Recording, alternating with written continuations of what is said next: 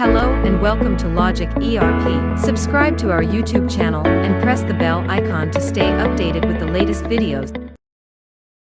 In this video, we'll guide you through the process of modifying a sale bill in LOGIC ERP. So, let's get started. In the billing window, you'll notice that the Modify button is usually not visible for security reasons. To enable it, simply turn off the num lock on your keyboard and press Alt plus Insert key. As you can see, the Modify button is now displayed. If you want to enter the bill number directly, simply click on the Modify button and enter the bill number you want to modify. However, if you'd like to open the search window, just right-click on the Modify button. Select the bill you want to modify and proceed with your changes.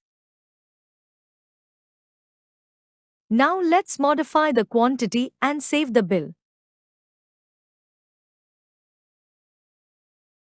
The sale bill has been successfully modified.